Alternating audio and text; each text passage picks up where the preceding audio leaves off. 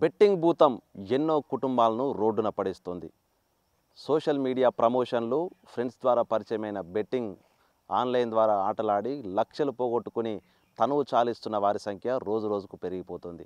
ఇక తాజాగా వరంగల్ జిల్లాకు సంబంధించి దాదాపు 180 మంది ఈ 6 సంవత్సరాల కాలం లోపల బెట్టింగ్ భూతానికి బలై సూసైడ్ చేసుకొని తమ కుటుంబాలను శోకసంద్రంలో ముంచారు. ఇక ప్రస్తుతం మనతో ధర్మసాగర్ మండలం మలక్పల్లికి చెందిన రామకృష్ణ బెట్టింగ్ ఆడి పూర్తిగా డబ్బులు కోల్పోయి వేదనతో సూసైడ్ చేసుకున్నాడు. ఆ కుటుంబం పూర్తిగా ఇప్పుడు రోడ్డున పడి కూలీలుగా జీవితం గడపాల్సిన పరిస్థితి. రామకృష్ణ సోదరుడు రాజేందర్ రెడ్డి మనతో ఉన్నారు. అసలు ఏం జరిగింది ఒకసారి వారితో మాట్లాడదాం.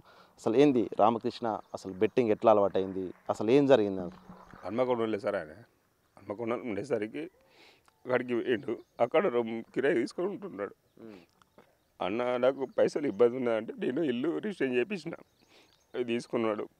లోన్ వచ్చింది, బెట్టింగ్ యాప్ ఆడిండు. మొత్తం అలా ఉన్న డబ్బులు పోయినాయి. కథ తెల్లారే 10 రోజులకు లోన్ పడ్డది. రేపు లేలు నీకు డబ్బులు ఇస్తాను, నీకు కొన్ని ఇబ్బంది ఉన్నాయి కడతా అంటే ఉన్న ఇల్లు కూడా తాకడ పెట్టి ఇచ్చేసిన.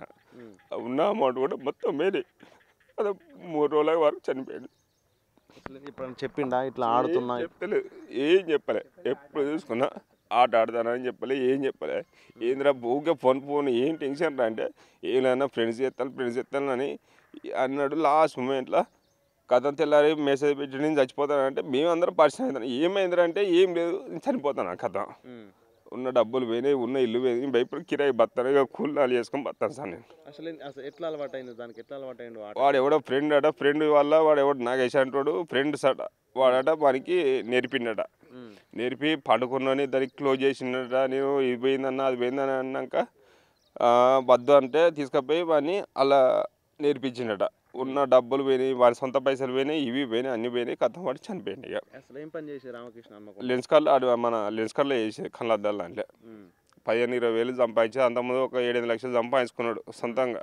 మంచిగా నన్ను తీసుకుపోయి వాడి జీవితం ఖరాబ్ చేసి నాశనం అయిపోయాడు. ఉన్నది వాడిపోను, ఉన్న ఇల్లు కూడా పోయింది అలాంటి. అసలు ఎంత పోగొట్టుకున్నాడు? మొత్తం ఒక 15 లక్షలు కొట్టిండు. 15 లక్షలు మొత్తం పోయినాయి.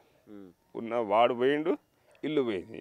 సరే వాడు నువ్వు ఉండరా, ఏం కాకుండా ఉన్నా కూడా నేను సరే కష్టం అనిష్టం చేసి కడదామంటే అది కూడా పోయింది మొత్తానికి.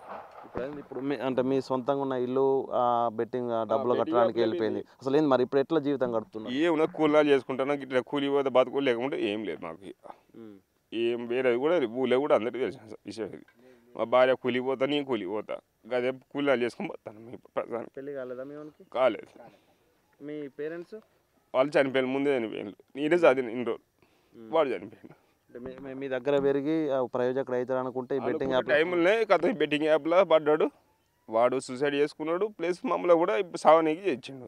ఆయన కూడా ఏదో ధైర్యంగా మన పిల్లలు ఇద్దరు అని చెప్పేసి ఇట్లా చేసుకుంటా బతుకున్నాం. ఇల్లు అమ్మేసి కట్టేసినాయి కదా డబ్బులు చచ్చుకుంటా. ఇప్పుడు సొంత ఇల్లు కూడా లేదు, ఏం లేదు మాకు. గుంట జాగ కూడా లేదు, వ్యవసాయ భూములు కూడా ఏం లేదు మాకు. కూలినా చేసుకుని బతుకోవడానికి.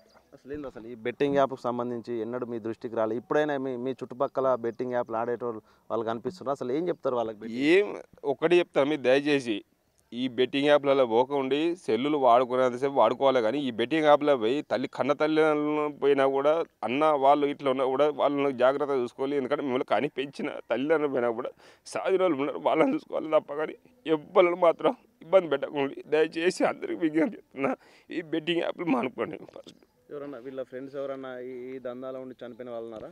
ఈయన మావాడే ఫస్ట్, ఇక ఇవ్వలేరు ఇక అలా. అంతేనా?